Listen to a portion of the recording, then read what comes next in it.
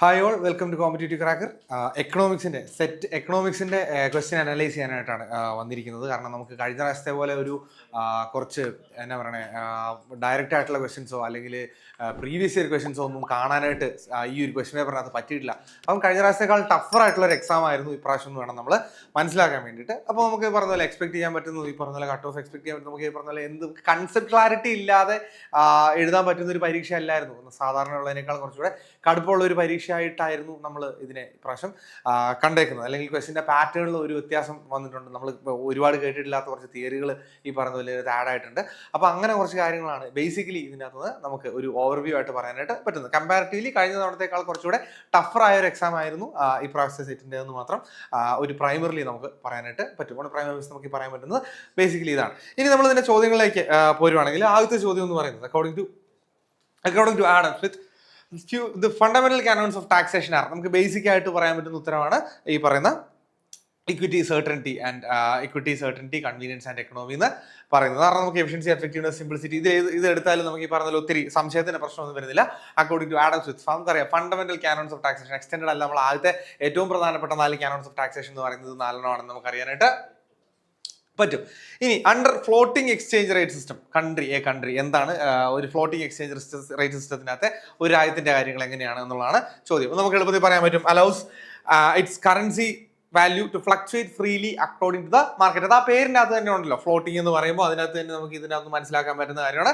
Allows the currency to float, അല്ലെങ്കിൽ കറൻസിയുടെ value change ചെയ്യാൻ പറ്റും എന്നുള്ളത് അതിൻ്റെ അകത്ത് തന്നെ മനസ്സിലാക്കാൻ പറ്റുന്ന ഒരു ചോദ്യം ആണ്. മൂന്നാമത്തെ ചോദ്യം എന്ന് പറയുന്നത് Amartya Sen's capability approach primarily critiques which of the following traditional welfare approaches. അല്ലെ, സാധാരണ ഉള്ളതിൽ ഏത് വെൽഫെയർ അപ്രോച്ചിനെയാണ് ക്രിട്ടിസൈസ് ചെയ്യുന്നത്? അമർത്യ സെന്റെ ഈ ഐഡിയ ക്രിട്ടിസൈസ് ചെയ്യുന്നു എന്നുള്ളതാണ് ചോദ്യം. സ്വാഭാവികമായിട്ടും യൂട്ടിലിറ്റേറിയനിസം ആണ് എന്നുള്ളതും ഡയറക്റ്റ് ആയിട്ട് പറയാൻ പറ്റുന്ന ഒരു ചോദ്യമാണ്. പക്ഷെ തിയറി കൃത്യമായിട്ട് അറിഞ്ഞിരുന്നാലേ നമുക്ക് ഇത് ഉത്തരം എഴുതാനായിട്ട് പറ്റുള്ളൂ. ഇതൊക്കെ ശരിക്കും കമ്പാരിറ്റീവ്ലി എളുപ്പമുള്ള ചോദ്യങ്ങളായിട്ട് വേണം കരുതാനായിട്ട്. According to absorption approach the BOP deficit can be corrected by. Absorption approach പ്രകാരം BOP ഡെഫിസിറ്റ് എങ്ങനെയാണ് കറക്റ്റ് ചെയ്യാൻ പറ്റുക എന്നുള്ളതാണ് ചോദ്യം. വായിച്ച് നോക്കുമ്പോൾ നമുക്ക് മനസ്സിലാവും. Reducing domestic expenditure below national income എന്ന് പറയുന്നതാണ് അതിനകത്ത് നമുക്ക് പറയാൻ പറ്റുന്ന സാധനം എന്ന് പറയുന്നത്. ഈ അബ്സോർപ്ഷൻ അപ്രോച്ച് നമ്മൾ വളരെ സ്ഥിരമായിട്ട് കേൾക്കുന്ന ഒരു തിയറി അല്ല, പക്ഷെ എന്നാലും BOPക്കകത്ത് വളരെ ഇമ്പോർട്ടൻ്റ് ആയ ഒരു തിയറിയാണ് അബ്സോർപ്ഷൻ അപ്രോച്ച്. നമുക്ക് ആ ഒരു തിയറി കംപ്ലീറ്റ് ആയിട്ട് അല്ലെങ്കിൽ അതിൻ്റെ ഒരു കോർ അറിയാമെങ്കിൽ നമുക്ക് പറയാൻ പറ്റും. Reducing domestic expenditure below national income എന്ന് പറയുന്നതാണ് അതിൻ്റെ ഉത്തരവായിട്ട് വരുന്നത്. അഞ്ചാമത്തത് the economic survey 2024-25 emphasizes the need to attract quality FDI. Which of the following best describes what quality means in the context as per discussion? FDI എന്ന് പറഞ്ഞാൽ നമുക്കറിയാം foreign direct investment എന്നുള്ളതാണ്. ഇത് 24-25 എക്കണോമിക് സർവേയുടെ ബേസിലുള്ള ക്വസ്റ്റ്യൻ. നമ്മൾ ക്ലാസ്സുകളിലൊക്കെ പറഞ്ഞിട്ടുണ്ടായിരുന്നു ബഡ്ജറ്റും economic സർവേയും വായിച്ചുകൊണ്ട് പോകണം എന്ന് പറഞ്ഞിട്ടുണ്ടായിരുന്നു. അതുകൊണ്ട് തന്നെ നമുക്ക് എക്കണോമിക് സർവേയും ബഡ്ജറ്റ് 2 വർഷത്തെ 2024-25 25-26 ബഡ്ജറ്റും എക്കണോമിക് സർവേ ഒക്കെ വായിച്ചുകൊണ്ട് പോയവർക്ക് എഴുതാൻ പറ്റും. കുറെ കൂടെ ഫാക്ച്വൽ ആയിട്ടുള്ള ചോദ്യങ്ങളാണ് ഇതൊക്കെ. അപ്പൊ ഇതിനകത്ത് ചോദിച്ചേക്കുന്നത് FDIയുടെ കാര്യമാണ്, foreign development investment, foreign direct ഇൻവെസ്റ്റ്മെന്റിന്റെ ക്വാളിറ്റി FDI എന്ന് പറയുന്നത്. ഈ ക്വാളിറ്റി എന്ന് പറയുന്നത് എന്താണ് എന്നുള്ളതാണ് നമ്മളോട് ചോദിച്ചേക്കുന്നത്. നമുക്കറിയാം it adds to the domestic value addition, technology, employment, export potential. നിങ്ങൾ ഗൂഗിളിൽ നിന്ന് നോക്കിയാലും ആദ്യം കാണാൻ പറ്റുന്നത് ഈ പറയുന്ന ടെക്നോളജി, എംപ്ലോയ്മെന്റ്, എക്സ്പോർട്ട് പൊട്ടൻഷ്യൽ എന്നൊക്കെ പറയുന്ന സാധനങ്ങൾ ആണ്. അപ്പം അതാണ് അഞ്ചാമത്തെ ചോദ്യത്തിന്റെ ഉത്തരമായിട്ട് വരുന്നത്. ആറാമത്തെ ചോദ്യം എന്ന് പറയുന്നത് the fiscal measure which is likely to be most inflationary. ഏറ്റവും ഇൻഫ്ലേഷണറി ആയ എന്താണ് ഫിസ്ക്കൽ മെഷർ ഏതാണ് എന്നുള്ളതാണ് ചോദ്യം. നമുക്കറിയാം ഡെഫിസിറ്റ് ഫിനാൻസിങ് ആണ് ഏറ്റവും ഇൻഫ്ലേഷണറി ആയ. നമുക്കറിയാം പറഞ്ഞല്ലോ, നമ്മൾ കുറച്ച് പൈസ പമ്പ് ചെയ്ത് കഴിയുമ്പോൾ സ്വാഭാവികമായിട്ടും ഉണ്ടാവാൻ സാധ്യതയുള്ള സാധനം എന്ന് പറയുന്നത് പ്രൈസ് റൈസ് ആണ്. നമുക്ക് അതിനോട് ചേർത്ത് പറയാൻ പറ്റുന്നതാണ്. അതുകൊണ്ട് ഇൻഫ്ലേഷണറി ആയിട്ടുള്ള ഫിസ്ക്കൽ മെഷർ എന്ന് പറയുന്നത് ഡെഫിസിറ്റ് ഫിനാൻസിങ് ആണ് എന്ന് പറയുന്നത്. ഓക്കെ, ഏഴാമത്തെ ചോദ്യത്തിലേക്ക് പോയത് 2025 Nobel prize in economic sciences. 3 പേർക്കാണ് എക്കണോമിക് സയൻസസിൽ അവാർഡ് കിട്ടിയെന്ന് നമുക്ക് അറിയാവുന്ന കാര്യമാണ്. ആൻഡ് ഉത്തരം എന്ന് പറയുന്നത് ഇന്നോവേഷൻ ഡ്രിവൺ എക്കണോമിക് ഗ്രോത്ത് ആണ് കേട്ടോ. 3 പേരുടെ പേരുകൾ നമുക്ക് പറയാൻ പറ്റുന്നത് ഇന്നോവേഷൻ ഡ്രിവൺ ആയിട്ടുള്ള എക്കണോമിക് ഗ്രോത്തിനാണ് 25 നോബൽ പ്രൈസ് കിട്ടിയതെന്ന് മനസ്സിലാക്കുക. എട്ടാമത്തെ ചോദ്യം എന്ന് പറയുന്നത് the 2 cornerstones of classical economics ആണ്. ക്ലാസിക്കൽ എക്കണോമിക്സിന്റെ 2 കോർണർ സ്റ്റോണുകൾ ഏതാണ്? നമുക്കറിയാം sales law, supply will create its own demand and quantity theory of money. അല്ലേ, നമ്മൾ ഈ 2 തിയറീസും പല ആവർത്തി കേട്ടുള്ളതാണ്. ക്വാണ്ടിറ്റി തിയറി ഓഫ് മണി ആയാലും സെയിൽസ് ലോ ആയാലും നമ്മൾ പറഞ്ഞതുപോലെ പല ആവർത്തി കേട്ടുള്ളതാണ്. അതുകൊണ്ട് തന്നെ ക്ലാസിക്കൽ എക്കണോമിക്സിന്റെ ഏറ്റവും പ്രധാനപ്പെട്ട 2 മൂലക്കല്ലുകൾ അല്ലെങ്കിൽ കോർണർ സ്റ്റോൺസ് എന്ന് പറയുന്നത് ഏതാണ്? സെയിൽസ് ലോയും ഈ പറയുന്ന ക്വാണ്ടിറ്റി തിയറി ഓഫ് മണി ആണെന്ന് മനസ്സിലാക്കുക. Effective demand principle, liquidity trap ഒക്കെ പിന്നീട് വന്നതാണെന്നുള്ളത് നമുക്ക് കൃത്യമായിട്ട് അറിയാവുന്ന fiscal policy, Phillips curve, marginal efficiency, capital multiplier ഒക്കെ കെയ്ൻസുമായിട്ട് ബന്ധപ്പെട്ട് നമുക്ക് പറയാൻ പറ്റുന്ന സാധനങ്ങളാണ്. അതൊക്കെ ലേറ്റർ സ്റ്റേജിലാണ് എക്കണോമിക്സിൽ നമ്മൾ കാണുന്നതെന്ന് മനസ്സിലാക്കുക. Which equation is derived from the property that a price change can be equivalently described as compensated price change keeping utility constant and a change in real income. നമുക്ക് ചോദ്യം കുറച്ച് വലിയ ചോദ്യമാണ്, ശ്രദ്ധിച്ച് വായിച്ചെടുത്തേണ്ട ചോദ്യമാണ്. Which equation is derived from the property that a price change can equivalently describe as compensated price change and a change in real income? ഇതിലേത് equation ആണ് അങ്ങനെ നമുക്ക് ഡിറൈവ് ചെയ്യാൻ പറ്റുന്നത് എന്നുള്ളതാണ് നമ്മുടെ ചോദ്യം. ഉത്തരം ഏതാണ്? സ്ലട്സ്കി ഇക്വേഷൻ ആണ്. നമ്മൾ ഈ പറയുന്ന പോലെ നമ്മൾ തിയറികൾ പഠിക്കുമ്പോൾ കാണാറുള്ള വളരെ കോമൺ ആയ ഒരു ഇക്വേഷൻ ആയിരുന്നു സ്ലട്സ്കി ഇക്വേഷൻ എന്ന് പറയുന്നത്. അതിലാണ് നമ്മൾ ഈ പറയുന്നത് പോലെ ചേഞ്ച് ഇൻ പ്രൈസ് ചേഞ്ച്, നമ്മൾ പ്രോപ്പർട്ടിയുടെ പ്രൈസ് ചേഞ്ചിനെ നമ്മൾ പറയുന്നത് റിയൽ പ്രൈസ് ചേഞ്ചുമായിട്ടോ അല്ലെങ്കിൽ നമ്മുടെ കോമ്പൻസേറ്റഡ് പ്രൈസ് ചേഞ്ചുമായിട്ടോ ബന്ധപ്പെടുത്തിയൊക്കെ പറയുന്നതെന്ന് മനസ്സിലാക്കുക. ഇനി 10ാമത്തെ ചോദ്യം. According to classical economists, the demand for labor is a function of the ratio of, ഇതിൽ ഏതിന്റെ റേഷ്യോയുടെ ഫംഗ്ഷൻ ആണ് എന്ത്? ഡിമാൻഡ് ഫോർ ലേബർ എന്നുള്ളതാണ് നമ്മുടെ 10ാമത്തെ ചോദ്യം. എളുപ്പമാണ്. The money wage divided by the general price level. നമ്മൾ കണ്ടിട്ടുണ്ട് WYP എന്ന് പറഞ്ഞ ഇക്വേഷൻ പല ആവർത്തി നമ്മൾ കണ്ടിട്ടുള്ളതാണ്. അതുകൊണ്ട് തന്നെ അതിൻ്റെ അകത്ത് ഒരുപാട് ചർച്ചകളുടെ ആവശ്യം വരുന്നില്ല എന്ന് വേണം മനസ്സിലാക്കാൻ. ഓക്കെ, 11ാമത്തെ ചോദ്യത്തിലേക്ക് പോയാൽ which of the following characteristics is not associated with the pragmatic approach to demand analysis? ഒത്തിരി തവണ നമ്മൾ ചർച്ച ചെയ്തിട്ടുള്ളതാണ് പ്രാഗ്മാറ്റിക് അപ്രോച്ച്. നമ്മൾ ഡിമാൻഡിന്റെ ഒരു എന്നാ പറയണേ ഒരു ഏറ്റവും പുതിയ അപ്രോച്ച് ആണല്ലോ ഈ പ്രാഗ്മാറ്റിക് അപ്രോച്ച് എന്ന് പറയുന്നതുകൊണ്ട് ഉദ്ദേശിക്കുന്നത്. ഇതിലേതാണ് പ്രാഗ്മാറ്റിക് അപ്രോച്ചുമായിട്ട് അസോസിയേറ്റഡ് അല്ലാത്തത്? ടേം ശ്രദ്ധിക്കുക, നോട്ട് അസോസിയേറ്റഡ്. നമ്മൾ അസോസിയേറ്റഡ് എഴുതി പലരും തെറ്റിക്കുന്ന ചോദ്യമാണ് ഈ നോട്ട് വരുമ്പോൾ. നോട്ട് അസോസിയേറ്റഡ് ഏതാണ് അല്ലാത്തത് എന്നുള്ളതാണ് നമ്മുടെ ചോദ്യം എന്ന് പറയുന്നത്. ഉത്തരം it relies heavily on the theory of individual consumer utility maximisation to derive law of demand. അല്ലേ, നമുക്കറിയാം നമ്മൾ സാധാരണ പറഞ്ഞുകൊണ്ടിരുന്ന സെട്രിസ് വാല്യൂസ് അസംഷൻ മാറ്റി എല്ലാ വേരിയബിൾസിനും ഇതിനകത്ത് ഉൾപ്പെടുത്തിയായിരുന്നു പ്രാഗ്മാറ്റിക് അപ്രോച്ച് പറയുന്നത്. അപ്പോൾ ഇൻഡിവിജ്വൽ കൺസ്യൂമർ യൂട്ടിലിറ്റി എന്ന് പറയുന്ന കൺസെപ്റ്റ് ഏതിൻ്റെ അകത്ത് വരുന്നില്ല? നമ്മൾ ഈ പറഞ്ഞ പ്രാഗ്മാറ്റിക് അപ്രോച്ച് ഇൻ ഡിമാൻഡ് അനാലിസിസിൽ വരുന്നില്ല. 12ാമത്തെ ചോദ്യം എന്ന് പറയുന്നത് curve which shows all combinations of interest rates and income levels where supply of money equals demand for money. Supply of മണിയും ഡിമാൻഡ് ഫോർ മണിയും ഈക്വൽ ആകുന്ന combinations of interest rates and income levels കാണിക്കുന്ന കർവിന്റെ പേരെന്താണ് എന്നുള്ളതാണ് 12ാമത്തെ ചോദ്യം. നമുക്ക് simple ആയിട്ട് അറിയാം, LM കർവാണ് എന്നുള്ളത് നമുക്ക് അറിയാം അല്ലേ. മണി സപ്ലൈ ആയിട്ട് ബന്ധപ്പെട്ട് നമ്മൾ പറയുന്ന തിയറി ISL തിയറിക്കകത്ത് പറയുന്ന ഒരെണ്ണമാണ് ഈ LM കർവ് എന്ന് പറയുന്നത്. ഓക്കെ, 13ാമത്തെ ചോദ്യത്തിലേക്ക് പോയാൽ according to the Mundell Fleming model the perfect capital mobility and floating exchange rate which of the following policies is generally considered the most effective tool for influencing domestic income? നമ്മൾ ഇതെനിക്ക് തോന്നുന്നു കഴിഞ്ഞ പ്രാവശ്യം അതിൻ്റെ തലേപ്രാവശ്യം എപ്പോഴോ ഈ പറഞ്ഞ പോലെ ഒരു പ്രീവിയസ് ഇയർ ക്വസ്റ്റൻ ആയിട്ട് നമുക്ക് കാണാൻ പറ്റുന്ന ഒരു ചോദ്യമാണ്. കാരണം എനിക്ക് തോന്നുന്നു ഏതോ ഒരു സെഷനിൽ ചോദിച്ചിട്ടുണ്ട്, ഏത് സെഷനാണെന്ന് കൃത്യമായിട്ട് ഓർക്കുന്നില്ല. പക്ഷേ ഇങ്ങനെ ഒരു ചോദ്യം നേരത്തെ അഭിമുഖീകരിച്ചിട്ടുണ്ട്. അതിൻ്റെ ഉത്തരം എന്ന് പറയുന്നത് എക്സ്പാൻഷണറി മോണിറ്ററി പോളിസി ആണെന്ന് മനസ്സിലാക്കുക. ഇനി 14ാമത്തെ ചോദ്യം. The economist who is not related with the translog production function. വീണ്ടും ട്രാൻസ്ലോഗ് പ്രൊഡക്ഷൻ ഫംഗ്ഷനായിട്ട് റിലേറ്റഡ് അല്ലാത്ത എക്കണോമിസ്റ്റിന്റെ പേരാണ് നമ്മളോട് ചോദിച്ചിരിക്കുന്നത്. റിച്ചാർഡ് താലറാണ് ഉത്തരം അല്ലേ. ക്രിസ്ത്യൻസൺ എടുത്താലും ലോ എടുത്താലും ജോൺസൺ എടുത്താലും വരില്ലേ പറഞ്ഞ ട്രാൻസ്ലോഗുമായിട്ട് റിലേറ്റഡ് ആണ്. പക്ഷേ റിച്ചാർഡ് താലർ റിലേറ്റഡ് അല്ല എന്ന് മനസ്സിലാക്കുക. 15ാമത്തെ ചോദ്യം. The accelerated theory of investment states that the level of net investment is primarily determined. ഇതിലേതാണ് നമ്മൾ ഈ പറഞ്ഞത് പോലെ ലെവൽ ഓഫ് നെറ്റ് ഇൻവെസ്റ്റ്മെന്റിനെ പ്രൈമറി ആയിട്ട് ഡിറ്റർമൈൻ ചെയ്യുന്നത്? ആക്സിലേറ്റർ തിയറി പ്രകാരം ഏതാണ് പ്രൈമറി ആയിട്ട് ഡിറ്റർമൈൻ ചെയ്യുന്നതാണ് നമ്മുടെ ചോദ്യം എന്ന് പറയുന്നത്. ഉത്തരം എന്ന് പറയുന്നത് rate of change of aggregate output GDP അല്ലെങ്കിൽ rate of change of aggregate output എന്നുള്ളതാണ് ആക്സിലേറ്റർ തിയറി പ്രകാരം നെറ്റ് ഇൻവെസ്റ്റ്മെന്റിനെ പ്രൈമറി ആയിട്ട് അഫക്ട് ചെയ്യുന്ന കാര്യമെന്ന് മനസ്സിലാക്കുക. 16ാമത്തെ ചോദ്യം. Macro economic model which explicitly uses search ഫ്രിക്ഷനെ യൂസ് ചെയ്യുന്ന മാക്രോ എക്കണോമിക് മോഡൽ ഏതാണ്? 16ാമത്തെ ചോദ്യത്തിന്റെ ഉത്തരം എന്ന് പറയുന്നത് A ആണ്. മോഡ്സ് ആൻഡ് പാസഡീസ് DMP മോഡൽ എന്ന് പറയുന്ന ഈ മോഡലാണ് നമ്മൾ ഈ പറയുന്നത് മാക്രോ. ഇതൊക്കെ സ്ഥിരമായിട്ട് ചോദിച്ച് കാണുന്ന ചോദ്യങ്ങളല്ല.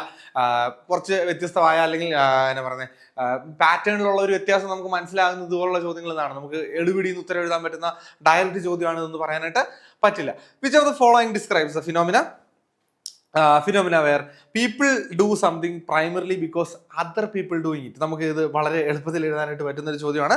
17ാമത്തെ ഉത്തരം എന്ന് പറയുന്നത് ബാൻഡ് വാഗൺ. നമ്മളറിയാം, നമ്മൾ മറ്റേ ഡെമോൺസ്ട്രേഷൻ എഫക്ട് എന്നൊക്കെ പറഞ്ഞ, അല്ലെങ്കിൽ നമ്മൾ പറഞ്ഞ പോലെ ഡെമോൺസ്ട്രേഷൻ അല്ല, ബാൻഡ് വാഗൺ എഫക്ട് എന്ന് പറയുന്നത് ഫോളോ അതർ പീപ്പിൾ എന്ന് പറയുന്ന ആ ഒരു സാധനം ഏറ്റവും റിലേറ്റ് ചെയ്യാൻ പറ്റുന്ന ഒരു സാധനം എന്ന് പറയുന്നത് ബാൻഡ് വാഗൺ ആണ്. 18ാമത്തെ ചോദ്യത്തിന്റെ ഉത്തരം economic principle which States if every household in the economy attempts to increase their individual savings, the collective result will be a reduction in aggregate demand, leading to a lower total income and potentially a reduction in the economy's overall saving. That is called, അല്ലേ, നമുക്ക് അറിയാം, savings അല്ലെ, individual level savings അല്ലെ. ഇതൊരു macro economics paradox ആണ്. അതുകൊണ്ട് തന്നെ ഉത്തരം ഏതാണ്?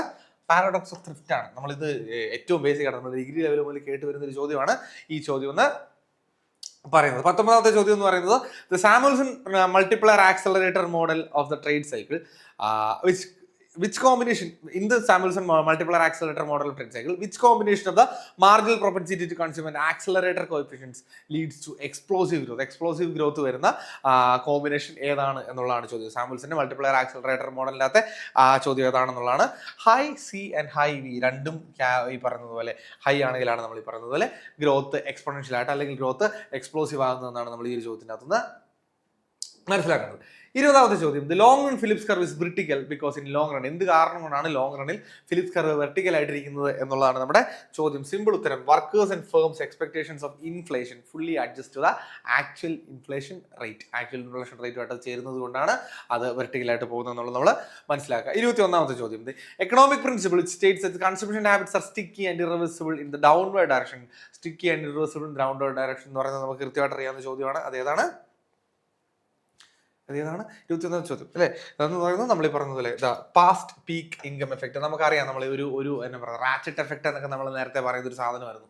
കാരണം ഒരു കുറഞ്ഞ ഇൻകത്തിൽ, കൂടിയ ഇൻകത്തിൽ ജീവിച്ച ഒരാൾ കുറഞ്ഞ ഇൻകത്തിലേക്ക് വന്നാലും അയാൾക്ക് പറഞ്ഞ പോലെ ബെറ്റർ ചോയ്സസിൽ സ്റ്റിക്ക് ഓൺ ചെയ്യും, താഴോട്ട് വരാനുള്ള സാധ്യതയില്ല, സ്റ്റിക്കി ആയിട്ട് നിൽക്കും എന്ന് പറയുന്നതാണ് ചോദ്യത്തിന്റെ ഉത്തരം. 22ാമത്തെ ചോദ്യം, following is known as a weak axiom of revealed preference. Revealed preference theory നമ്മൾ പറയുന്നതാണ് വീക്ക് ആക്സിയം. അതേതാണ്? കൺസിസ്റ്റൻസി ആക്സിയം ആണ് weak axiom of revealed preference എന്ന് നമ്മൾ വാർക്ക് എന്ന് പറയുന്നത്. Weak axiom of revealed preference എന്ന് പറയുന്നതാണ് കൺസിസ്റ്റൻസി തിയറിയാണ്, അല്ലെങ്കിൽ കൺസിസ്റ്റൻസി ആക്സിയം ആണെന്ന് മനസ്സിലാക്കുക. 23ാമത്തെ ചോദ്യത്തിലേക്ക് പോയി. 23ാമത്തെ ചോദ്യം, in the context of production theory, what is the precise implication of Euler's product exhaustion theorem when the product function is assumed to be exhibit constant return to scale? Constant return to scale Euler's theory നമുക്ക് പറയാം. Euler's production exhaustion theory എങ്ങനെയാണ് work ചെയ്യുന്നുള്ള ചോദ്യം. ഇത്രയും മനസ്സിലാക്കുക. The total factor income exactly equal to total value of economics product അല്ലേ. നമ്മൾ ഈ പറഞ്ഞ ഫാക്ടർ ഇൻകവും വാല്യൂ ഓഫ് പ്രൊഡക്റ്റ് ഈക്വൽ ആകുന്ന പോയിന്റ് ആണ് നമ്മൾ ഈ പറഞ്ഞ യൂളേഴ്സിന്റെ പ്രൊഡക്റ്റ് എക്സോഷൻ തിയറത്തിന്റെ അകത്ത് നമ്മൾ പറയുന്ന ഒരു സാധനം ഒന്ന് മനസ്സിലാക്കുക. 24ാമത്തെ ചോദ്യത്തിലേക്ക് പോയി. 24ാമത്തെ ചോദ്യം ഇങ്ങനെയാണ്. ഇതൊരു അസേഷൻ റീസൺ ടൈപ്പ് ചോദ്യമാണ്. ഇപ്രാവശ്യം ഈ പറഞ്ഞ ഒരു 3-4 അസേഷൻ റീസൺ ടൈപ്പ് ചോദ്യം ഉണ്ടെന്നാണ് മനസ്സിലാകുന്നത്.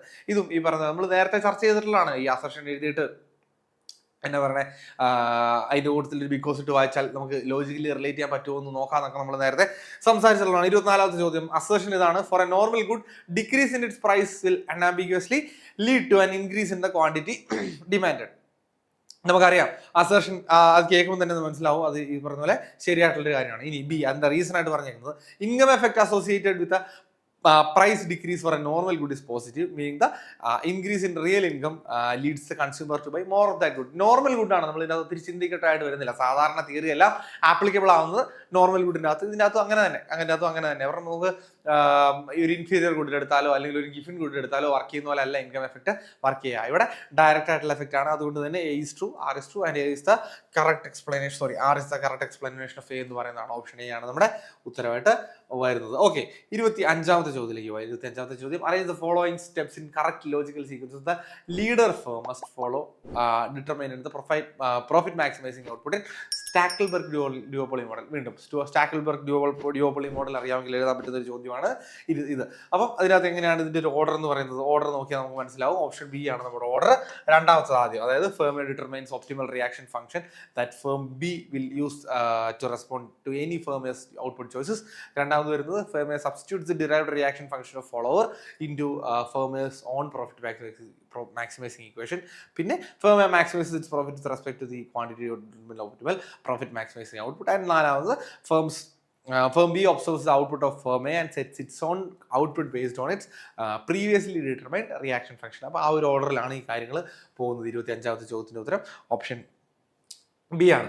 26ാമത്തെ ചോദ്യത്തിലേക്ക് വന്നാൽ Arrow's impossibility theorem the problem highlighted by the voting example where 66 voters prefer A over B, B over C and C over A is a direct challenge to which necessary condition of social choice. ഒരു social ചോയ്സിന്റെ ഏത് necessary കണ്ടീഷനെ challenge ചെയ്യുന്നതാണ് ഈ പറയുന്നത് arrows impossibility തിയറത്തിനകത്ത് നമ്മൾ ഈ voting system വെച്ച് പറയുന്നു എന്നുള്ളതാണ് നമ്മുടെ ചോദ്യം. 26ാമത്തെ ചോദ്യത്തിന് ഉത്തരം ഓപ്ഷൻ ഡി ആണ്. ട്രാൻസിറ്റിവിറ്റി ആൻഡ് കൺസിസ്റ്റൻസി എന്ന് പറയുന്നതിനെയാണ് അവിടെ ചലഞ്ച് ചെയ്യുന്നത് അല്ലെങ്കിൽ ക്രിട്ടിക് ചെയ്യുന്നതെന്ന് മനസ്സിലാക്കാനായിട്ട് പറ്റുക. ഇതും ഈ പറയുന്ന പോലെ വളരെ ഡയറക്റ്റ് ആയിട്ടുള്ള ചോദ്യമാണെന്ന് പറയുന്നില്ല, വളരെ ഡീപ്പറായിട്ട് ആ ഒരു തിയറി അറിയാമെങ്കിലാണ് നമുക്ക് ഈ പറയുന്ന പോലെ അത് പറയാനായിട്ട് പറ്റുള്ളൂ. കാരണം ഏതാണ് ഈ പറയുന്നത് പോലെ അതിനകത്ത് ചലഞ്ച് ചെയ്യപ്പെടുന്നത് എന്നുള്ളതാണ് നമ്മളോട് ചോദ്യം, അല്ലാതെ ഏതാണ് ഇതിനകത്ത് ഇൻവോൾവ് ആകുന്നത് പോലും അല്ല ചോദിച്ചേക്കുന്നത്. ഓക്കെ, 27ാമത്തെ ചോദ്യം which combination of the following segments regarding ഐസോകോൺസ് അല്ലെങ്കിൽ ഐസോ പ്രൊഡക്റ്റ് കർവ് ഈസ് ട്രൂ. ഇതിൽ ഏതാണ് ശരി എന്നുള്ളതാണ് ചോദ്യം. അതും ഈ പറഞ്ഞ പോലെ ഒരു കോമ്പിനേഷൻ ബേസ്ഡ് ആയിട്ടുള്ള ചോദ്യമാണ്. 27ാമത്തെ ചോദ്യം ഒരു കോമ്പിനേഷൻ ബേസ്ഡ് ആയിട്ടുള്ള ചോദ്യമാണ്.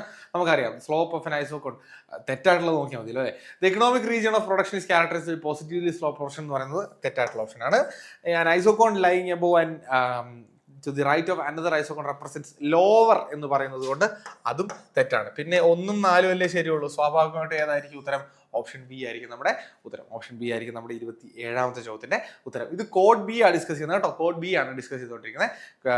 ഇനി 28ാമത്തെ ചോദ്യത്തിലേക്ക് പോയി. 28ാമത്തെ ചോദ്യം എന്ന് പറയുന്നത് arrange the following steps in correct logical sequence to describe how a perfectly competitive market adjusts from short-run state of positive economic profits to long-run equilibrium. വീണ്ടും ഈ പറയുന്ന പോലെ ഈ സ്റ്റെപ്പുകളെ ലോജിക്കലായിട്ട് ഓർഡർ ചെയ്യുക എന്ന് പറയുന്നതാണ് ഈ ചോദ്യത്തിൻ്റെ അകത്ത് വന്നേക്കുന്ന ഐഡിയ എന്ന് പറയുന്നത്. വീണ്ടും നമ്മൾ മനസ്സിലാക്കുക 2 1 3 4 എന്ന് പറയുന്ന രീതിയിലാണ് പോകുന്നത്. 2 എന്ന് പറഞ്ഞാൽ existing firm can positive economic profit.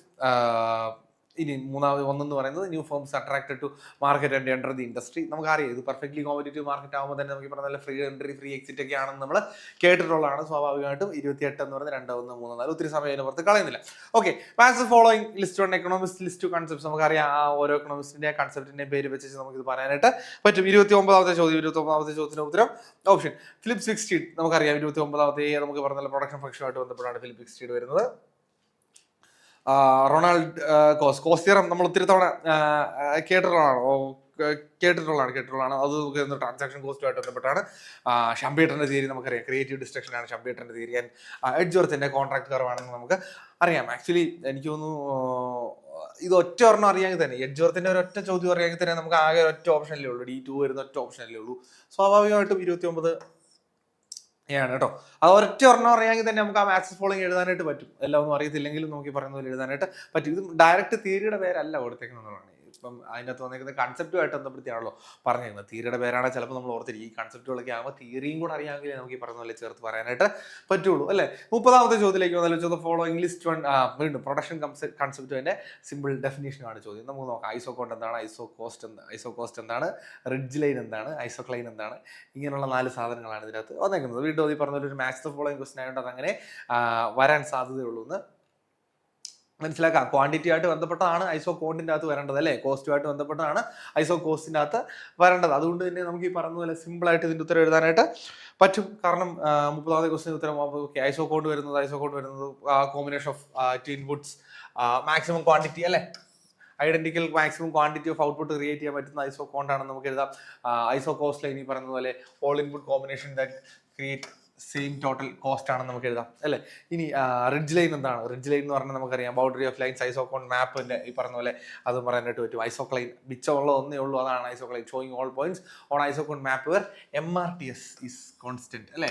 അതുകൊണ്ട് ഈ പറയുന്ന പോലെ ഈ ഓപ്ഷൻ, ഇതിന്റെ ഓപ്ഷൻ എന്ന് പറയുന്നത് എ ആണ്. ഓക്കെ, എ ആണ്, ഓപ്ഷൻ എ ആണ് ഇതിന്റെ ഉത്തരം എന്ന് പറയുന്നത്. 30ാമത്തെ ചോദ്യം. 31ാമത്തെ ചോദ്യത്തിലേക്ക് പോയാൽ 31ാമത്തെ ചോദ്യം എന്ന് പറയുന്നത് identify the true statements accurately describe the relationship by Okun's law. Okun's ലോയ്ക്കകത്ത് ഈ പറയുന്ന പോലെ റിലേഷൻഷിപ്പ് ഡിസ്ക്രൈബ് ചെയ്യുന്ന ട്രൂ സ്റ്റേറ്റ്മെന്റ്സ് ഏതൊക്കെയാണെന്ന് വീണ്ടും അത് ഈ പറഞ്ഞ പോലെ സ്റ്റേറ്റ്മെന്റ് ബേസ്ഡ് ആയിട്ടുള്ള ഒരു കോമ്പിനേഷൻ ടൈപ്പ് ഓഫ് ക്വസ്റ്റ്യൻ ആണ് എന്നുള്ളത് മനസ്സിലാക്കാം. 31ാമത്തെ ചോദ്യത്തിന് ഉത്തരം എന്ന് പറയുന്ന ഓപ്ഷൻ D ആണ്. It expresses an empirically observed inverse relationship between unemployment gap and output gap, and it suggests that 1% point decline in unemployment rate corresponds to more than 1% increase in real GDP എന്ന് പറയുന്ന ആ 2 statements ആണ് ശരി, ബാക്കി 2 തെറ്റാണ് എന്നുള്ളത് മനസ്സിലാക്കാം. 32ാമത്തെ ചോദ്യം identify the true statements which represents the core belief of Keynesian or new Keynesian schools of thought. സ്വാഭാവികമായിട്ടും കുറേ കൂടെ എന്നാ പറയണേ കൺസെപ്റ്റുവലൈസ്ഡ് ആയ അല്ലെങ്കിൽ കൺസെപ്റ്റ് ക്ലാരിറ്റി ഉണ്ടെങ്കിൽ എഴുതാൻ പറ്റുന്നത് ഏതാണ് ഈ പറഞ്ഞ കെയ്നീഷ്യൻ ബിലീഫിനെ കോറായിട്ട് റെപ്രസെന്റ് ചെയ്യില്ല, കെയ്നീഷ്യൻ കോർപ്പറേഷൻ ബിലീഫിനെ കോറായിട്ട് റെപ്രസെന്റ് ചെയ്യുന്നു എന്നുള്ളതാണ് നമ്മുടെ ചോദ്യം വന്നത്. അതും ഈ പറഞ്ഞ പോലെ സ്റ്റേറ്റ്മെന്റ് ബേസ്ഡ് ആയിട്ടുള്ള കോമ്പിനേഷൻ ബേസ്ഡ് ആയിട്ടുള്ള ചോദ്യമാണ്. Prices and wages are sticky എന്ന് പറയുന്നത് നമുക്ക് അതിനകത്ത് പറയാനായിട്ട് പറ്റും. Velocity of money is unstable volatile എന്ന് പറയുന്നത് നമുക്ക് അതിനകത്ത് പറയാനായിട്ട് പറ്റും. Economics susceptible and extend bits of involuntary unemployment due to insufficient aggregate demand ഒക്കെ തന്നെ വന്നെങ്കിൽ പറഞ്ഞ പോലെ കെയ്നീഷ്യൻ ന്യൂ കെയ്നീഷ്യൻ സമയത്താണെന്നുള്ളതുകൊണ്ട് തന്നെ നമുക്ക് സിമ്പിൾ ആയിട്ട് പറയാൻ പറ്റും 2, 3 and 4 ആണ്. ഒന്നാമത്തത് ഒരിക്കലും അല്ല, അത് central bank should follow strict rule. എനിക്ക് ഏതിനകത്ത് വരുന്നത് അതൊക്കെ മോണിറ്ററി ആയിട്ട് വരുന്നില്ല, നമ്മൾ അതിന് ചർച്ച ചെയ്യേണ്ട ആവശ്യം പോലും വരുന്നില്ല. 33ാമത്തെ ചോദ്യം വീണ്ടും ഒരു അസേർഷൻ റിസൾട്ട് ചെയ്ത ക്വസ്റ്റൻ ആണ്. The new political macroeconomics concludes the discretionary monetary policy is the optimal way to achieve both low unemployment and price stability. അറിയാം. 33ാമത്തെ ചോദ്യം എന്ന് പറയുമ്പോൾ തന്നെ എ ട്രൂ ആണെന്ന് നമുക്ക് മനസ്സിലാവും. അടുത്തത് institutional situation such central bank dependence അല്ലെ ആർ നെസറി അല്ലെ, എ ട്രൂ ആണ്, ആർ ട്രൂ ആണ്, എ ആറിന്റെ പറഞ്ഞ പോലെ കറക്റ്റ് എക്സ്പ്ലനേഷൻ ആണ്. 33ാമത്തെ ചോദ്യം ഒത്തിരി ചർച്ചയുടെ പ്രശ്നം വരുന്ന ചോദ്യം അല്ല. 34ാമത്തെ ചോദ്യം അടുത്ത ഞാൻ ഇപ്രാവശ്യം അസേർഷൻ റീസൺ ടൈപ്പ് ക്വസ്റ്റൻ ഇതുപോലെ ഉണ്ടായിരുന്നു കേട്ടോ. Okay, full employment price stability are greatly conflicting goals in short run. Reason എന്ന് പറയുന്നത് reducing unemployment via demand stimulus causes a movement along the short run Phillips curve leading to higher inflation. അതും ഈ പറയുന്നത് പോലെ കുറെ simple ആയിട്ടുള്ള ചോദ്യമാണ്. 34ാമത്തെ ചോദ്യം എടുക്കുമ്പോൾ നമുക്കറിയാം അസേർഷൻ ട്രൂ ആണ്, റീസൺ ട്രൂ ആണ്, and R is the correct explanation of A. ഒന്നും ഈ പറഞ്ഞ ഒത്തിരി ചർച്ചയുടെ പ്രശ്നം വരുന്നില്ല. പക്ഷേ വീണ്ടും പറയുന്നു, കൺസെപ്റ്റ് ക്ലിയർ അല്ലാതെ നമുക്ക് ഈ ചോദ്യങ്ങൾ എഴുതാനായിട്ട് പറ്റില്ല. 35ാമത്തെ ചോദ്യം match the following theory of cycle and economics. ഇത് പറഞ്ഞല്ലേ വീണ്ടും തിയറിയെ നമ്മൾ ആളുകാരുമായിട്ട് ചേർക്കുകയാണ്. നമുക്കറിയാം ഇന്നോവേഷൻ തിയറി സ്വാഭാവികമായിട്ടും ഇന്നോവേഷൻ തിയറി നമ്മൾ എല്ലാ പ്രാവശ്യവും ചേർക്കുന്ന ആരുമായിട്ടാണ് A2 അല്ലെ, ജോസഫ് ഷംബേറ്ററുമായിട്ടാണ് നമ്മൾ ഇന്നോവേഷൻ തിയറി ചേർക്കുന്നത്. അപ്പോൾ പിന്നെ നമുക്ക് 2 ഓപ്ഷനെ നോക്കേണ്ട ആവശ്യമുള്ളൂ, എ ഉണ്ട്, ഡി ഉണ്ട്. പിന്നെ പ്യുവർ മോണിറ്ററി തിയറി ആർജി ഹോട്ടറയുടെ തിയറിയാണ് പ്യുവർ മോണിറ്ററി തിയറി എന്ന് പറയുന്നത്. ഇനി റിയൽ ബിസിനസ് സൈക്കിൾ തിയറി ലൂക്കാസിന്റെ തിയറിയാണ്. മിച്ചമുള്ളത് trade cycle based on aggregate demand എന്ന് പറയുന്നത് ജെയിം കെയ്ൻസിന്റെ തിയറിയാണ്. സ്വാഭാവികമായിട്ടും ഓപ്ഷൻ ഡി ആണ് വരുന്നത്. അല്ല, 35ാമത്തെ ഓപ്ഷൻ ഡി ആണ് എന്ന് മനസ്സിലാക്കുക. എല്ലാത്തിൻ്റെ ആൻസർ കീ വരുന്നുണ്ട് കേട്ടോ, ഹിസ്റ്ററിയുടെ ആൻസർ കീ വരുന്നുണ്ട്. വെയിറ്റ് ചെയ്യുക, കുറച്ച് നേരം വെയിറ്റ് ചെയ്യുക, ഓരോ സബ്ജക്റ്റുകൾ ഫോളോ ചെയ്യും. The sum of differences between each data point in A set and sets arithmetic average. കുറച്ചുകൂടെ മാത്തമാറ്റിക്കൽ ആയിട്ടുള്ള ഒരു ചോദ്യമാണ്, അല്ലെങ്കിൽ നമ്മൾ അതിൻ്റെ 3ാമത്തെ 4ാമത്തെ ബോർഡുകളാന്ന് തോന്നുന്നു മാത്തമാറ്റിക്കൽ എക്കണോമിക്സ് വന്നിട്ടുണ്ടായിരുന്നു. 36ാമത്തെ ചോദ്യം കുറച്ച് മാത്തമാറ്റിക്കൽ ആയിട്ടുള്ള ചോദ്യമാണ്. ചോദ്യത്തിന് ഉത്തരം എന്ന് പറയുന്ന ഓപ്ഷൻ ഡി ആണ്, 0 ആണ് അതിന്റെ ഉത്തരവെന്ന് പറയുന്നത്. 37ാമത്തെ ചോദ്യത്തിലേക്ക് ഫോളോയിങ് വീണ്ടും കൺസെപ്റ്റും തിയറി ആയിട്ട് ബന്ധപ്പെടുത്താണ്. Liquidity trap, rational expectation hypothesis, credibility effect, time inconsistency problem എന്ന് പറയുന്നത് വീണ്ടും ഒരു മാച്ച് ദ ഫോളോയിങ് തിയറിയാണ്. നമുക്കറിയാം ലിക്വിഡിറ്റി ട്രാപ്പ് എന്ന് പറഞ്ഞാൽ ഈ പറഞ്ഞ പോലെ റേറ്റ് ഓഫ് ഇൻട്രസ്റ്റ് ആയിട്ട് ചേർന്ന് ഈ പറയുന്ന പോലെ ഏറ്റവും പറയുന്ന ഒരു സാധനമാണ് liquidity trap, rational expectation hypothesis. ആയാലും നമുക്ക് ഈ പറഞ്ഞ 1-2 തിയറി അറിയാമെങ്കിൽ നമുക്ക് ഇതിന് ഉത്തരം എഴുതാനായിട്ട് പറ്റും എന്ന് പറയുന്നതാണ് ഇതിന്റെ മെച്ചമാണ്. 37ാമത്തെ ക്വസ്റ്റിന്റെ ഉത്തരം liquidity trap. People prefer to hold money rather than bonds. A3 വരുന്നത്. പിന്നെ B1 B5 റാഷണൽ എക്സ്പെക്ടേഷൻ കാണുമ്പോൾ നമുക്കറിയാം agencies available information forecast policy. വീണ്ടും ഒത്തിരി ചർച്ചയുടെ പ്രശ്നം വരുന്നില്ല. ഓപ്ഷൻ എ ആണ് അതിന്റെ ഉത്തരവെന്ന് പറയുന്നത്. 38ാമത്തെ ചോദ്യത്തിലേക്ക് വന്നാൽ arrange the following statements in correct sequence to explain the logic of Barro Ricardo equivalence theorem. ഇതും സ്ഥിരമായിട്ട് ചോദിച്ച് കാണുന്ന ഒരു ചോദ്യമല്ല ബാരോ-റിക്കാർഡോ തിയറം എന്ന് പറയുന്നത്. തിയറം അതിന്റെ ഉത്തരവ് എന്ന് പറയുന്നത് ഓപ്ഷൻ സി ആണ്, 3, 2, 1, 4. ഈ ഒരു ഓർഡറിലാണ് അതിന്റെ കാര്യങ്ങൾ ബാരോ-റിക്കാർഡോ ഇക്വലൻസ് തിയറത്തിന്റെ അകത്ത് പോകുന്നത്. ഒട്ടും സമയം കളയുന്നില്ല, മറ്റു വിഷയങ്ങളും പോകേണ്ടതുകൊണ്ട് ഒത്തിരി സമയം കളയുന്നില്ല. ഓപ്ഷൻസ് ഉത്തരം മാത്രം പറയുന്നു പോകുന്നുള്ളൂ കേട്ടോ. Arrange the following statements in a correct sequence to illustrate the logic of consumer behaviour according to life cycle hypothesis. നമുക്കറിയാം ലൈഫ് സൈക്കിൾ മോഡിഗ്ലിയാനിയുടെ തിയറിയാണല്ലോ ലൈഫ് സൈക്കിൾ ഹൈപ്പോത്തിസിസ്. അതിനകത്ത് ഈ പറഞ്ഞ ഓർഡർ എങ്ങനെയാണ് പോകുന്നത് എന്നുള്ളത് മാത്രമേ നമ്മൾ അറിയേണ്ടതായിട്ട് പോകേണ്ടതായിട്ടുള്ളൂ. അത് ഈ പറഞ്ഞ പോലെ ഒത്തിരി വ്യത്യാസം വരുന്നില്ല. ഓപ്ഷൻ ബി ആണ് നമ്മുടെ ഉത്തരം. 2, 3, 1, 4, 5 ആണ് നമ്മുടെ ഉത്തരം. 40ാമത്തെ ചോദ്യം എന്ന് വെച്ചാൽ following power rule of differentiation f of x raise എന്ന് പറയുന്നത് ഡിഫറൻസിയേഷന്റെ പവർ റൂൾ ആണ് നമ്മുടെ ചോദ്യം എന്ന് പറയുന്നത്. ഓപ്ഷൻ ഡി N(x) (n-1) എന്ന് പറയുന്നതാണ് F'(x) ആയിട്ട് വരുന്നത്. 41ാമത്തെ ചോദ്യം ബൈനോമിയൽ ഡിസ്ട്രിബ്യൂഷൻ ഇതിൽ ഏതുമായിട്ടാണ് അസോസിയേറ്റഡ് എന്നാണ്, ആരുമായിട്ടാണ് അസോസിയേറ്റഡ് എന്നുള്ളതാണ് ചോദ്യം. ജെയിംസ് ബെർണോളി ആയിട്ടാണ് ഈ പറഞ്ഞ ബൈനോമിയൽ ഡിസ്ട്രിബ്യൂഷൻ അസോസിയേറ്റഡ് ആയിരിക്കുന്നത്. 42ാമത്തെ ചോദ്യം the situation of degeneracy occurs in the linear programming. LPP ഒക്കെ ഒത്തിരി തവണ ചോദിച്ച് കണ്ടിട്ടുള്ള ചോദ്യമേ അല്ല. 42ാമത്തെ ചോദ്യത്തിന്റെ ഉത്തരം ഓപ്ഷൻ എ ആണ്. 43ാമത്തെ ചോദ്യം what is the marginal revenue function if price of a commodity given as P is equal to 300 minus 3Q. ഏതാണ് ഇതിന്റെ marginal revenue function? MR function ഏതാണെന്നുള്ളതാണ് ചോദ്യം. പി വെച്ച് ഡിഫറൻഷിയേറ്റ് ചെയ്ത് ഇന്റഗ്രേറ്റ് ചെയ്തൊക്കെയാണ് നമ്മൾ ഈ പറയുന്നത് കണ്ടുപിടിക്കുന്നത്. നമുക്ക് അറിയാം മാർജിനൽ റവന്യൂ നമ്മൾ കണ്ടുപിടിക്കുന്നതെന്ന് അറിയാം. 43ാമത്തെ ചോദ്യത്തിന് ഉത്തരം ഓപ്ഷൻ സി ആണ്. MR is equal to 300 minus 6Q എന്ന് പറയുന്നതാണ് നമ്മുടെ ഉത്തരം. 44ാമത്തെ ചോദ്യം followings is not a condition of Gauss Markov theorem. Gauss Markov തിയറത്തിന്റെ കണ്ടീഷൻ അല്ലാത്തത് ഏതാണ്? അല്ലാത്തത് ഹെട്രോസെഡാസിറ്റി ആണ്. ഹെട്രോസെഡാസിറ്റി ആണ് ഗോസ്-മാർക്കോവ് തിയറത്തിന്റെ കണ്ടീഷൻ അല്ലാത്തത്. 45ാമത്തത് tossing a coin a large number of times gives a possibility for proportions of heads and tails to be each equal to 1/2. This is with regard to ഇതിൽ ഏത് തിയറി ആയിട്ട് ബന്ധപ്പെടുത്തിയാണ് നമ്മൾ ഈ പറയുന്ന ഒരു ഐഡിയ പറയുന്നത് എന്നുള്ളത് മാത്രമാണ് നമ്മുടെ ചോദ്യം. Option D law of large numbers ആണ് അതിന്റെ ഉത്തരവായിട്ട് വരുന്നത്. 46ാമത്തെ ചോദ്യം variance inflation factor VIF is test use for diagnosing. ഇതിൽ ഏത് ടെസ്റ്റ് ചെയ്യാനാണ് നമ്മൾ ഈ പറയുന്ന VIF എന്ന് പറയുന്ന ഈ തിയറി യൂസ് ചെയ്യുന്നതാണ് അല്ലെങ്കിൽ ഈ ഐഡിയ യൂസ് ചെയ്യുന്നതാണ്? മൾട്ടി കൊളീനിയാരിറ്റി ടെസ്റ്റ് ചെയ്യാൻ വേണ്ടിയിട്ടാണ്. ഓപ്ഷൻ ബി ടെസ്റ്റ് ചെയ്യാൻ വേണ്ടിയിട്ടാണ് നമ്മളത് പറയുന്നത്. Identify the correct scenarios examples for committing type 1 error. Type 1 error commit ചെയ്യുന്ന സാഹചര്യങ്ങൾ ഏതൊക്കെയാണ് എന്നുള്ളതാണ് ചോദ്യം. 47ാമത്തെ ക്വസ്റ്റിന്റെ ഉത്തരം എന്ന് പറയുന്നത് ഓപ്ഷൻ സി ആണ്. 1ഉം 3ഉം മാത്രമാണ് നമ്മൾ ഈ പറയുന്ന ടൈപ്പ് 1 എറർ കമ്മിറ്റ് ചെയ്യാനുള്ള സാധ്യത എന്ന് പറയുന്നത്. 48ാമത്തെ ചോദ്യം വീണ്ടും അസേർഷൻ റീസൺ ടൈപ്പ് ക്വസ്റ്റൻ ആണ്. 95% confidence interval for the population mean is generally preferred over a single sample mean for estimating true population parameter. Reason: the sample mean is an unbiased estimator, while 95% confidence interval provides a range of plausible values that has a 0.95 probability of containing the true population mean.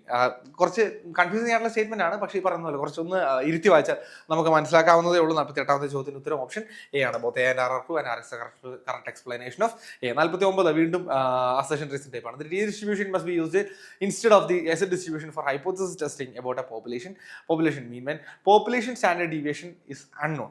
Reason: the shape of specific T distribution is entirely determined by its degrees of freedom, which is calculated df is equal to n-1 for one sample test എന്നുള്ളതാണ് നമ്മുടെ ചോദ്യം. അതിന്റെ പ്രശ്നം എന്ന് പറഞ്ഞാൽ A are true ആണ്, പക്ഷേ ആറിന്റെ കറക്റ്റ് എക്സ്പ്ലനേഷൻ അല്ല,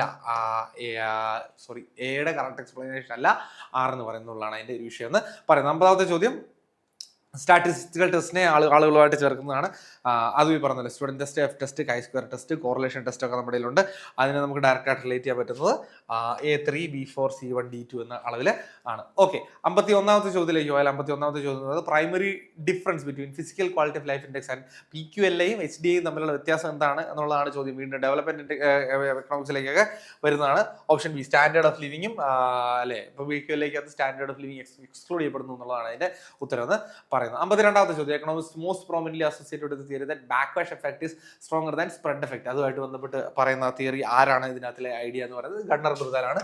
ബാക്ക്വാഷ് എഫക്ട് പറഞ്ഞതുപോലെ സ്പ്രെഡ് എഫക്റ്റിനേക്കാൾ സ്ട്രോങ്ങർ ആണെന്ന് പറയുന്നത്. 53ാമത്തെ ചോദ്യം organic composition of capital in Karl Marx economic theory is ratio of. എന്താണ് organic composition of capital? Karl മാർക്സിന്റെ എക്കണോമിയിലെ ഓർഗാനിക് കോമ്പോസിഷൻ ഓഫ് ക്യാപിറ്റൽ എന്ന് പറയുന്നത് ഓപ്ഷൻ ബി ആണ്. Constant capital to variable capital C/V ratio ആണ് അതിനകത്ത് വരുന്നത്. 54ാമത്തെ ചോദ്യം which of the following equation currently represent warranted growth. നമുക്ക് actual growth rate, warranted growth rate എന്ന് പറഞ്ഞ് രണ്ട് സാധനം ഹാരോഡ് ഓവർ മോഡലൊക്കെ പഠിച്ചിട്ടുണ്ട്. ഇതിനകത്തിൽ വാറന്റഡ് ഗ്രോത്ത് റേറ്റ് ഏതാണ് എന്നുള്ളതാണ് നമ്മുടെ ചോദ്യം എന്ന് പറയുന്നത്. Option D GW is equal to S divided by V എന്ന് പറയുന്നതാണ് നമ്മുടെ ചോദ്യം ഒന്ന് മനസ്സിലാക്കുക. ഓക്കെ, ഇനി 55ാമത്തെ ചോദ്യം according to Joan Robinson model of golden age. Golden age ഏതിലാണ് ഈ പറഞ്ഞത്? ഏതിന്റെ ഇക്വാലിറ്റിയാണ് ക്യാരക്ടറൈസ് ചെയ്യുന്നത് എന്നുള്ളതാണ് നമ്മുടെ ചോദ്യം. ഓപ്ഷൻ സി ആണ്.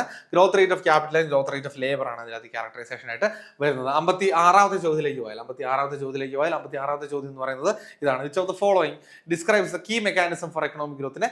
ഫെയർആൻസ് മോഡൽ. ഫെയർആൻസ് മോഡൽ നമുക്കറിയാം ഡെവലപ്മെന്റ് എക്കണോമിക്സിനകത്ത് മറ്റൊരു തിയറിയാണ്. ലൂയിസ് മോഡലൊക്കെ കഴിഞ്ഞ് വരുന്ന ഒരു തിയറിയാണ് ഈ പറഞ്ഞ ഫെയർആൻസ് മോഡൽ എന്ന് പറയുന്നത്. അതിൻ്റെ അകത്ത് ഓപ്ഷൻ സി ആണ്. Transfer of surplus labour from traditional sector to modern sector. അഗ്രികൾച്ചറിൽ നിന്ന് മോഡേൺ സെക്ടറിലേക്ക് പോകുന്ന പരിപാടിയാണ് ഈ പറഞ്ഞ ഫെയർആൻസ് മോഡലിനകത്ത് പറയുന്നത്. Identify the condition that makes an economy vulnerable to low level equilibrium trap. Low level equilibrium ട്രാപ്പിൽ വരുന്ന കണ്ടീഷൻ 57ാമത്തെ ചോദ്യത്തിന്റെ ഉത്തരം എന്ന് പറയുന്നത് ഓപ്ഷൻ ബി ആണ്. High correlation between per capital income and population growth rate എന്ന് പറയുന്നതാണ് നമ്മുടെ ഉത്തരം. 58ാമത്തെ ചോദ്യത്തിലേക്ക് ഒന്ന് following describes key observation of Singer Prebisch thesis. Singer Prebisch thesis ചോദിച്ചു പോയിട്ടുള്ള ചോദ്യങ്ങളാണ്. അതിന്റെ ഉത്തരം എന്ന് പറയുന്നത് terms of trade version four poor Nations ഉള്ളതാണ് എന്ന് മനസ്സിലാക്കുക.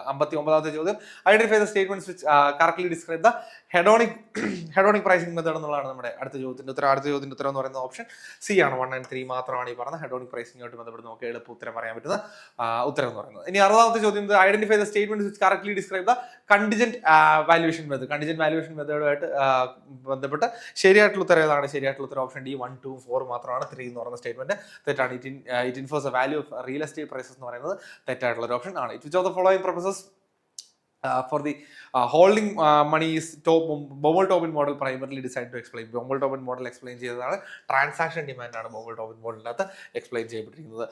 62 വീണ്ടും അസർഷൻ റീസൺ ക്വസ്റ്റൻ ആണ്. Travel cost mechanisms travel cost method is used to estimate a value of recreational site like national park even if there is no high entrance fee. ഇതിന്റെ reason എന്ന് പറയുന്നത് TCM interface infers the demand curve for the site by treating the cost visitors incur to travel to the site as a surrogate for their willingness to pay. 62ാമത്തെ ചോദ്യത്തിന്റെ ഉത്തരം option A ആണ്. both A and R are true and R is the correct explanation of A എന്ന് പറയുന്നതാണ് നമ്മുടെ ഉത്തരം എന്ന് പറയുന്നത്. 63ാമത്തെ ചോദ്യം വിച്ച് ഓഫ് ദ ഫോളോയിങ് വീണ്ടും സ്കീം കൺസെപ്റ്റ് ഈ പറഞ്ഞാൽ അവരുടെ പ്രൈമറി എൻവയോൺമെന്റൽ ഫോക്കസ് ഏതാണ് എന്നുള്ളതാണ്. അതും ഈ പറഞ്ഞ FAME India performer green credit rules national clean air programme ഇതൊക്കെ ഡയറക്ട്ലി റിലേറ്റ് ചെയ്യാൻ പറ്റുന്ന ഓപ്ഷൻസ് തന്നെ അതിനകത്ത് കിടപ്പുള്ളൂ. 63ാമത്തെ ഓപ്ഷന്റെ 63ാമത്തെ ചോദ്യത്തിന്റെ ഉത്തരം ഓപ്ഷൻ സി ആണ്. ഓക്കെ, 64ാമത്തെ ചോദ്യം identify the sequence correctly describe positive feedback loop initiated by the big push strategy. Big പുഷിനകത്ത് ഈ പറഞ്ഞ പോലെ പോസിറ്റീവ് ഫീഡ്ബാക്ക് കിട്ടുന്ന സ്ട്രാറ്റജി ഏതാണെന്നുള്ളതാണ് ചോദ്യം. 64ാമത്തെ ഉത്തരം ഓപ്ഷൻ സി ആണ്. Initial investment increase production higher incomes increase demand എന്ന് പറയുന്ന പോസിറ്റീവ് ലൂപ്പ് എന്ന് പറയുന്നത് അങ്ങനെയാണ് ഇനിഷ്യേറ്റഡ് ആകുന്നത്. 65 which of the following not a component of mechanistic model of money സപ്ലൈയിലെ കമ്പോണന്റ് അല്ലാത്തത് അല്ലെ ഹൈ പവർ മണി ആയിട്ട് ബന്ധപ്പെട്ടാണെന്ന് നമുക്ക് അറിയാവുന്നതാണ്. അതിൽ ഇല്ലാത്തത് ഏതാണ് എന്നുള്ളതാണ് ചോദ്യം. ഇല്ലാത്തത് option D total wealth of the public എന്ന് പറയുന്നത് അതിനകത്ത് ഇല്ലാത്തൊരു സാധനമാണ്. അക്കോർഡിംഗ് ടു ദ ഹെക്ഷർ-ഓലിൻ തിയറം 200 ഭയങ്കര ഇമ്പോർട്ടന്റ് ആയിട്ടുള്ള തിയറമാണ്. എച്ച് തിയറം എപ്പോഴും കണ്ടും കേട്ട് പോകുന്നതാണ്. Fundamental underlying forces that cause differences in comparative cost between countries are differences എന്നുള്ള വ്യത്യാസമാണ് ഈ പറയുന്ന ഹെക്ഷർ-ഓലിൻ തിയറത്തിനകത്ത് ഫണ്ടമെന്റൽ അണ്ടർലൈങ് ഫോഴ്സസിനെ കംപ്ലീറ്റ് ചെയ്യുന്നതെന്നുള്ളതാണ് ചോദ്യം. ചോദ്യത്തിന്റെ ഉത്തരം എന്ന് പറയുന്നത് ഓപ്ഷൻ ഡി ആണ്. Factor endowments and differences in factor proportions of production. 67ാമത്തെ ചോദ്യം 2 essential characteristics of public goods cause market failure are ഏതാണ് ഈ പറഞ്ഞ മാർക്കറ്റ് ഫെയിലിയർ കോസ് ചെയ്യുന്ന മാർക്കറ്റ് ഫെയിലിയറിന്റെ രണ്ട് ക്യാരക്ടറിസ്റ്റിക്സ് എന്ന് പറയുന്നത് 67ാമത്തെ ചോദ്യത്തിന്റെ ഉത്തരം എന്ന് പറയുന്ന ഓപ്ഷൻ ഡി ആണ്. നോൺ റൈവൽറി ആൻഡ് നോൺ എക്സ്ക്ലൂഡബിലിറ്റി നമുക്കറിയാം, നമ്മൾ കേട്ടിട്ടുള്ളതാണ്. 68 which of the following which of Adam's canons fundamentally aim to ensure that sacrifice of all taxpayers is equal to imposing taxes according to their ability to pay അല്ലേ? അത് ഈ പറഞ്ഞല്ലേ നമ്മൾ ആദ്യം പറഞ്ഞ fundamentals of ടാക്സേഷനുമായിട്ട് ബന്ധപ്പെട്ട് നമുക്ക് അറിയാമല്ലോ. കാനോൺ ഇക്വാലിറ്റി ആയിട്ട് ബന്ധപ്പെട്ടാണ് അതിന്റെ ഉത്തരം എന്ന് പറയുന്നത്. ഇനി which criterion for horizontal devolution of central taxes are recommended by the 15th finance commission. വീണ്ടും ഈ പറഞ്ഞ ഡയറക്റ്റ് ആയിട്ട് ഈ പറഞ്ഞ ഫാക്ച്വൽ ആയിട്ടൊരു ചോദ്യമാണ്. 69ാമത്തെ ചോദ്യം എന്ന് പറയുന്നത് 69ാമത്തെ ചോദ്യത്തിന്റെ ഉത്തരം എന്ന് പറയുന്ന ഓപ്ഷൻ സി ആണ്. ഇനി 70ാമത്തെ ചോദ്യം if the legal reserve ratio 20%, what is the value of money multiplier? Legal reserve ratio 20% ആണെങ്കിൽ മണി മൾട്ടിപ്ലയറിന്റെ വാല്യൂ എത്രയായിരിക്കും എന്നുള്ളതാണ് നമ്മുടെ അടുത്ത ചോദ്യം. ഓപ്ഷൻ സി ആണ്. 70 ഓപ്ഷൻ സി ആണ്.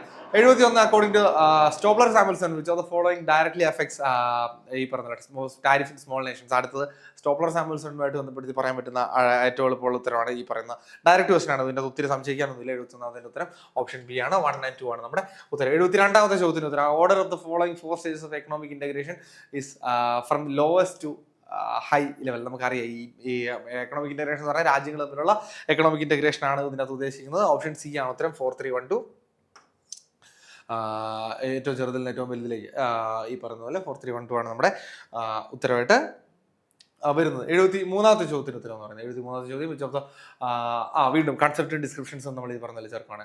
MBC = BT current account tax പോയിൻസി ബേസ് ഓഫ് ട്രേഡ് എന്ന് പറയുന്ന സംവിധാനത്തിനെ നമ്മൾ മാച്ച് ചെയ്യുമ്പോൾ 73ാമത്തെ ഉത്തരം ഓപ്ഷൻ ബി ആണ്. A4 B3 C2 D1 എന്ന് പറയുന്നതാണ് നമ്മുടെ ഉത്തരം. ഓപ്ഷൻ 4 എന്ന് പറയുന്നത് 74ാമത്തെ ചോദ്യം എന്ന് പറയുന്നത് identify the theorem that connects protection and income distribution to countries scarce ഫാക്ടറുമായിട്ട് ബന്ധപ്പെട്ട് പറയുന്ന തിയറി ഏതാണെന്നുള്ളതാണ് ചോദ്യം. വീണ്ടും ഓപ്ഷൻ സി ആണ്. സ്റ്റോപ്ലർ സാമ്പിൾസൺ തിയറിയാണ് അതിന്റെ പ്രൊട്ടക്ഷനുമായിട്ട് ബന്ധപ്പെട്ട് പറയുന്ന തിയറി. 75ാമത്തത് approximate percentage of share tertiary sector in national gross value added in physical year 2024. നമ്മൾ എക്കണോമിക് സർവേ വായിച്ചാലാണ് ഈ പ്രൊവിഷ്യൽ എസ്റ്റിമേറ്റ്സ് ഒക്കെ നമുക്ക് കിട്ടിയ. 75ാമത്തെ ഉത്തരം എന്ന് പറയുന്നത് ഓപ്ഷൻ എ ആണ്. 55% ഈ പറഞ്ഞ ടെർഷ്യറി സെക്ടർ ഈ പറഞ്ഞാൽ ഇന്ത്യസ് നാഷണൽ ഗ്രോസ് വാല്യൂ ആഡിൻ്റെ അകത്ത് വരുന്നതെന്ന് മനസ്സിലാക്കുക. അക്കോർഡിംഗ് ടു വീണ്ടും അടുത്ത ചോദ്യവും ഹ്യൂമൻ ഡെവലപ്മെന്റ് റിപ്പോർട്ടുമായിട്ട് ബന്ധപ്പെട്ട് India's rank in human development index. India HDIയിൽ എത്രാം റാങ്കിലാണ് 2025 ഹ്യൂമൻ ഡെവലപ്മെന്റ് റിപ്പോർട്ടുമായിട്ട് ബന്ധപ്പെട്ടത്?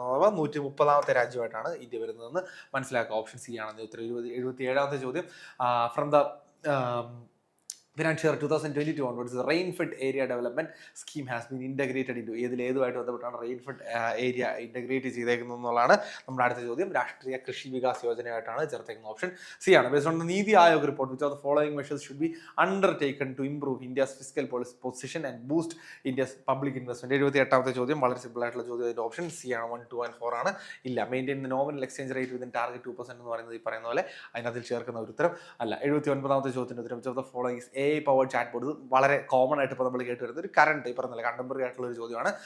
Used by State Bank of India എന്ന് പറയുന്നത് നമുക്ക് ഈ പറഞ്ഞ എളുപ്പത്തിൽ ഉത്തരം പറയാൻ പറ്റുന്ന ചോദ്യമാണ്. SBI ഇന്റലിജന്റ് അസിസ്റ്റന്റ് എന്ന് പറയുന്നത് ആണ്. 79ന്റെ ഉത്തരം ഡി ആണ്. 80ാമത്തെ ചോദ്യം വീണ്ടും ഗവൺമെന്റ് സ്കീമുകളെയും അതിന്റെ റെസ്പെക്റ്റീവ് ലോഞ്ച് ഇയേഴ്സ് വർഷം നമ്മൾ നേരത്തെ പറഞ്ഞിട്ട് ഇന്ത്യൻ എക്കണോമി പഠിക്കുമ്പോൾ സ്കീമുകളും വർഷങ്ങളും വളരെ ഇമ്പോർട്ടൻ്റ് ആണ്. PLI, make in India, foreign trade policy, PM Vikas Bharat Rozgar Yojana എന്ന് പറയുന്നതിൻ്റെ ഉത്തരം ഓപ്ഷൻ ബി ആണ്. A3, B4, C1, D2. A3, B4, C1, D2. നമുക്ക് ഈ A3 വെച്ച് തന്നെ ഉത്തരം എഴുതാനായിട്ട് പറ്റും, കാരണം രണ്ടിടത്തെ അത് വരുന്നുള്ളൂ എന്ന് നമുക്ക് മനസ്സിലാക്കാനായിട്ട് പറ്റും. ഓക്കെ, അടുത്ത 81ാമത്തെ ചോദ്യത്തിലേക്ക് പോയാൽ, which of the paradoxical situation where India face food and nutrition അല്ലേ ഈ പറഞ്ഞല്ലേ ഈ ഫുഡ് ആൻഡ് ന്യൂട്രീഷൻ സെക്ടറിൽ ഉണ്ടായിരുന്ന ഏറ്റവും പ്രധാനപ്പെട്ട പാരഡോക്സ് എന്ന് പറഞ്ഞത് hunger in the midst of plenty due to large surpluses of key crops alongside widespread malnutrition. അതാണ് 81ാമത്തെ ഉത്തരം. 82ാമത്തെ, which of the following best characterizes Kerala model of development? Kerala model of development വരുന്നത് ഏതാണ്? Attaining high human development indicators despite having lower than average per capita income. നമ്മുടെ per capita income കേരളത്തിൽ കുറവാണ്, പക്ഷേ development index പ്രകാരം നമ്മൾ വളരെ മുന്നിലാണ് തന്നെ. 83, which of the following demographic factors is a cause of the challenges facing Kerala's demographic profile എന്ന് പറയുന്നത്? 83ാമത്തെ ചോദ്യം. അതിൻ്റെ ഉത്തരം ഓപ്ഷൻ ഡി ആണ്. ലോ ഫെർട്ടിലിറ്റി റേറ്റ് ആണ് ഇതിൻ്റെ ഉത്തരവായിട്ട് വരുന്നത്. 84ാമത്തെ ചോദ്യം, which of the following multidimensional poverty index? ഇതിലെ നമുക്ക് ഈ പറഞ്ഞ മെട്രിക്കും നമ്മൾ ഈ പറഞ്ഞ വാല്യൂവിനെ മാച്ച് ചെയ്യാൻ വേണ്ടിയിട്ടുള്ള ചോദ്യമാണ്. ഇതെങ്ങനെയാണ് മാച്ച് ചെയ്യുന്നത് വെച്ചാൽ 84ാമത്തെ ഉത്തരത്തിൻ്റെ ഓപ്ഷൻ ബി ആണ്. A3, B4, C1, D2. വീണ്ടും ഓപ്ഷൻ ബി ആണ് നമ്മുടെ ഉത്തരവായിട്ട് വന്നിരിക്കുന്നത്. 85ാമത്തെ ചോദ്യം, based on the current weekly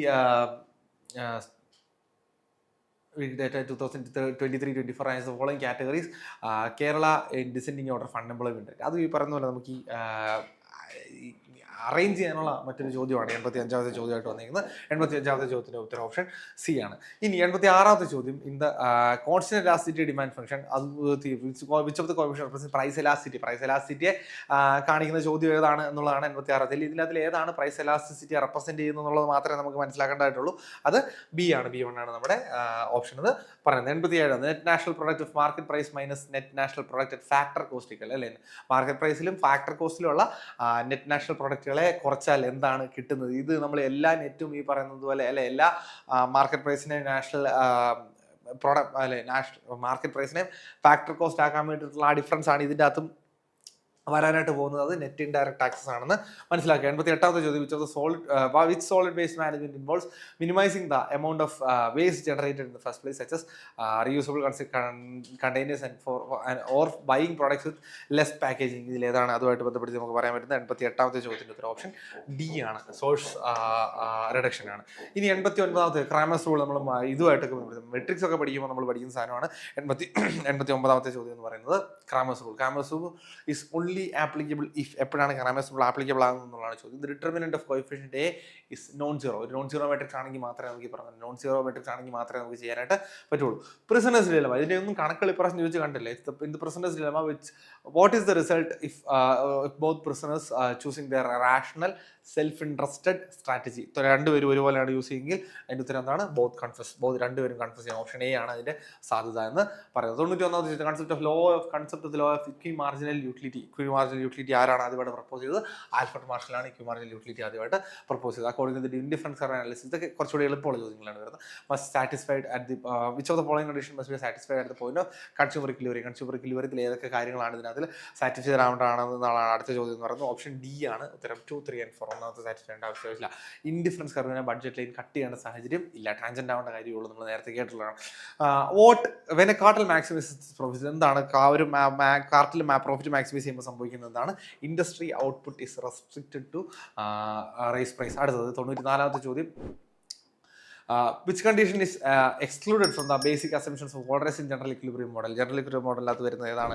option C ആണ്, ഫിക്സഡ് പ്രൈസ് ആണ് അതിനകത്ത് ഉള്ളത്. 95ാമത്തത് which of the following excluded from the clerks marginal productivity. ഇത് ക്ലാർക്സിന്റെ മാർജിനൽ പ്രൊഡക്ടിവിറ്റി തിയറിക്ക് എത്ര കാലം മുമ്പായിരിക്കും ഇതിന് മുമ്പ് ചോദിച്ചില്ല അല്ലെ? മാർജിനൽ പ്രൊഡക്ടിവിറ്റി തിയറി ഓഫ് ഡിസ്ട്രിബ്യൂഷനകത്ത് എക്സ്ക്ലൂഡഡ് ആയിരിക്കുന്നത് ഇതിലേതാണെന്നുള്ളതാണ് അടുത്ത ചോദ്യം. ഇൻവോളണ്ടറി അൺഎംപ്ലോയ്മെന്റ് ആണ് അതിലില്ലാത്തത്. 95 ഉത്തരം ബി ആണ്. 96 assertion rates and deposit bond prices move in opposite direction to the market rate of interest. In liquidity trap in interest rates are extremely low, people prefer to hold money rather than bonds because they expect interest rates to rise in the future. 96ാമത്തെ ചോദ്യത്തിന്റെ ഉത്തരം വളരെ evident ആണ്, option A ആണ്. എന്താ പറയണേ, R is the correct explanation of A. 97ാമത്തെ ചോദ്യത്തിലേക്ക് difference between observed value and estimated value in regression analysis. അതേതാണ്? ഓപ്ഷൻ ഡി ആണ്, റെസിഡ്യൂ എറർ ആണ് 97ാമത്തെ ചോദ്യത്തിന്റെ ഉത്തരം എന്ന് പറയുന്നത്. വീണ്ടും LPP, linear programming model, the feasibility of solution gets affected.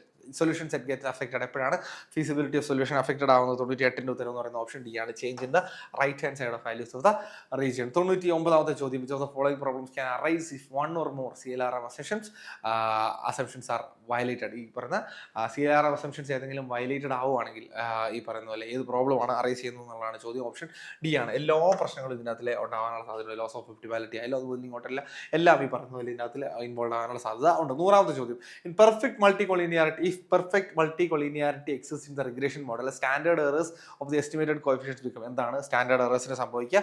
Option C ആണ് സംഭവിക്കുക, ഇൻഡിറ്റർമിനേറ്റ് ആയിരിക്കും എന്നുള്ളത് നമ്മൾ മനസ്സിലാക്കുക. ഇനി 101ാമത്തെ ചോദ്യം, what is the range of values that auto correlation can take? -1 to 1 നമ്മൾ ഒത്തിരി തവണ കേട്ടിട്ടുള്ളതാണ്, ഓപ്ഷൻ സി ആണ് ഉത്തരം.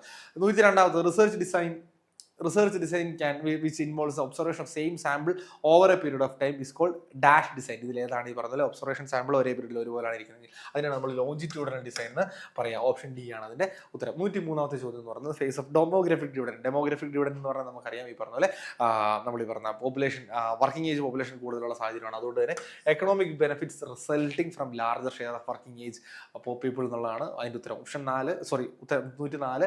Tendulkar committee 2009 recommended poverty measurement based on. എന്തിന്റെ ബേസിലാണ് തെൻഡുൽക്കർ കമ്മിറ്റി പോവർട്ടി മെഷർ ചെയ്തത്?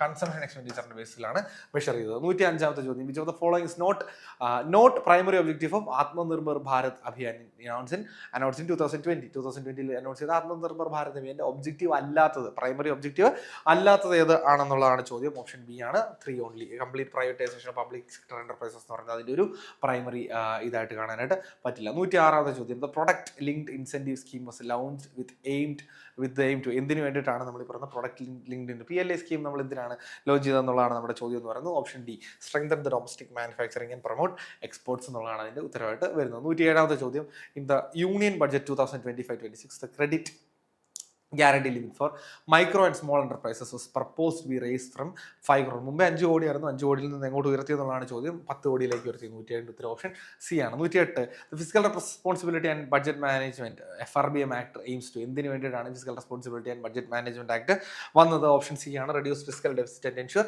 Physical discipline. 109ാമത്തെ ചോദ്യത്തിലേക്ക് വന്നാൽ 109ാമത്തെ ചോദ്യം എന്ന് പറയുന്നത് അണ്ടർ ദ ബഡ്ജറ്റ് 2025, വീണ്ടും കണ്ടംപററി ആയിട്ടുള്ള വളരെ കറന്റ് ആയിട്ടുള്ള ചോദ്യം, which is estimated as total expenditure. അത് 50 പോയിന്റ് ആണ് പറയുന്നത്, അതുകൊണ്ട് തന്നെ ഓപ്ഷൻ ബി പറയാം. 50 to 65 എന്നുള്ളതാണ് നമുക്ക് പറയാൻ പറ്റുന്ന ഒരു ഉത്തരവെന്ന് പറയുന്നത്. 110ാമത്തെ ചോദ്യം, concept of perpetuation of under development sizes. 110ാമത്തെ ചോദ്യത്തിന് ഉത്തരവായിട്ട് വരുന്നത് ഓപ്ഷൻ ഡി ആണ്. Poor countries remain poor due to internal and external constraints. പല കൺസ്ട്രെയിൻസ് കൊണ്ടാണ് ഈ പറഞ്ഞ പോലെ പൂർ രാജ്യങ്ങൾ അങ്ങനെ നിൽക്കുന്നത്. Kaldor Mirrlees model mainly highlights. ഇതൊക്കെ ഒത്തിരി നാൾ മുമ്പ് ചോദിച്ച ചോദ്യമായിരിക്കും, ഇത് അടുത്ത ആളുകളൊന്നും കണ്ടിട്ടില്ല. Role of capital accumulation and technical progress in economic growth ആണ് ഈ പറഞ്ഞ പോലെ അതിനകത്ത് ഹൈലൈറ്റ് ആയിട്ട് വരുന്നത്. 112ാമത്തെ ചോദ്യം, which of the following is a feature of neo classical model but not of endogenous growth model. നമ്മുടെ ചോദ്യത്തിന് ഉത്തരം എന്ന് പറയുന്നത് ഓപ്ഷൻ ബി ആണ്, ഡിമിനിഷിംഗ് റിട്ടേൺസ് ടു ക്യാപിറ്റൽ ആണ് നമ്മുടെ ഉത്തരവായിട്ട് വരുന്നത്. 113ാമത്തെ ചോദ്യം, ആർത്തർ ലൂയിസിന് നമുക്കറിയാം പ്രപ്പോസ് ഡെവലപ്പിംഗ് എക്കണോമിക്സിൽ എന്തുണ്ട് എന്നാണ് ആർത്തർ ലൂയിസ് പറയുന്നത്? Surplus labour in traditional sector ഉണ്ട് എന്നുള്ളതാണ് ഡെവലപ്പിംഗ് രാജ്യങ്ങളെ പറ്റി, അല്ലെങ്കിൽ ഡെവലപ്പിംഗ് എക്കണോമിയെ പറ്റി ആർത്തർ ലൂയിസ് പറയുന്നത്. 114ാമത്തെ ചോദ്യം, റോസൻസ്റ്റീൻ റൊഡാൻ്റെ തിയറിയാണ്. Rodan is best known for his contribution. നമുക്കറിയാം ബിഗ് പുഷ് തിയറിയാണ്, അതിനകത്ത് ഒത്തിരി സംശയത്തിൻ്റെ ഒന്നും പ്രശ്നം വരുന്നില്ല. 114 ഓപ്ഷൻ എ ആണ്. 115ാമത്തെ ചോദ്യം എന്ന് പറയുന്നത്, the overarching legislative framework of for safeguarding environment in India provided by ഇതിലേതാണ് ഈ പറഞ്ഞ പോലെ ലെജിസ്ലേറ്റീവ് ഫ്രെയിംവർക്ക് പ്രൊവൈഡ് ചെയ്തത് എന്നുള്ളതാണ് നമ്മുടെ ചോദ്യം എന്ന് പറയുന്നത്. 115ാമത്തെ ചോദ്യത്തിന്റെ ഉത്തരം ഓപ്ഷൻ ബി ആണ്, എൻവയോൺമെന്റ് പ്രൊട്ടക്ഷൻ ആക്ട് 1986 ആണ് നമ്മുടെ ഉത്തരം. 116ാമത്തെ ചോദ്യം, ചോദ്യം, which of the following is an example of market based instrument for environment regulation. Environment regulation ഉള്ള മാർക്കറ്റ് ബേസ്ഡ് ആയിട്ടുള്ള ഏതാണ്? പൊല്യൂഷൻ ടാക്സസ് ആണ് നമ്മൾ ഈ പറഞ്ഞ അങ്ങനെ ഒരു സംവിധാനമായിട്ട് പറയുന്നത്. 117ാമത്തെ ചോദ്യം, മണി മൾട്ടിപ്ലയർ റെപ്രസെന്റ്സ്. എന്താണ് മണി മൾട്ടിപ്ലയർ റെപ്രസെന്റ് ചെയ്യുക? The ratio of overall money supply with to high powered money അല്ലേ, നമുക്ക് ഈ പറഞ്ഞാൽ റിസർവ് മണി ആയിട്ടുള്ള ഒരു റിലേഷനാണ് അത് കാണിക്കുന്നത്. 118ാമത്തെ ചോദ്യം, which of the following instruments is not a part of capital market. Capital മാർക്കറ്റിന്റെ പാർട്ട് അല്ലാത്തത് ഏതാണ്? ഇക്വിറ്റി ഷെയർസ് ആണ് ക്യാപിറ്റൽ മാർക്കറ്റിന്റെ പാർട്ട് അല്ലാത്തത്. ഓക്കെ. 119ാമത്തെ ചോദ്യം എന്ന് പറയുന്നത്, which activity is not permitted for non banking financial companies. ഏതാണ്? ഇഷ്യൂയിങ് ഡിമാൻഡ് ഡെപ്പോസിറ്റ്സ് ആണ് നമുക്ക് ഈ പറയുന്നത് പോലെ നോൺ ബാങ്കിങ് ഫിനാൻഷ്യൽ കമ്പനീസിനെ അല്ലാത്തതെന്ന് പറയാനായിട്ട് പറ്റുക. 120ാമത്തെ ചോദ്യം, Wagner's law of increasing state activities state that. 20ാമത്തെ ചോദ്യത്തിന് ഉത്തരം, public expenditure rises with income and economic development എന്ന് പറയുന്നതാണ് നമ്മുടെ ഉത്തരം. എല്ലാ ചോദ്യത്തിന്റെ ഉത്തരം പറഞ്ഞു പോയിട്ടുണ്ട്. നമുക്ക് ആൻസർക്ക് വരുന്നവരെ വെയിറ്റ് ചെയ്യുക, ഏതെങ്കിലും ചാലഞ്ച് ചെയ്യേണ്ട സാഹചര്യമൊക്കെ ഉണ്ടെങ്കിൽ. അപ്പം മറ്റു വിഷയങ്ങളിലേക്ക് കൂടെ പോകേണ്ടതുകൊണ്ട് വൈൻഡപ്പ് ചെയ്യുന്നു. നിങ്ങൾ ട്യൂൺഡായിട്ട് തന്നെ ഇരിക്കുക. ബാക്കി വിഷയങ്ങളുടെ എല്ലാം ഇത് വരുന്നുണ്ട് കേട്ടോ. എല്ലാത്തിൻ്റെയും റിസൾട്ടുകൾ അല്ലെങ്കിൽ ഈ പറഞ്ഞ പോലെ എല്ലാത്തിൻ്റെയും ആൻസർ കീസ് വരുന്നുണ്ട്. Thank you and have A nice day.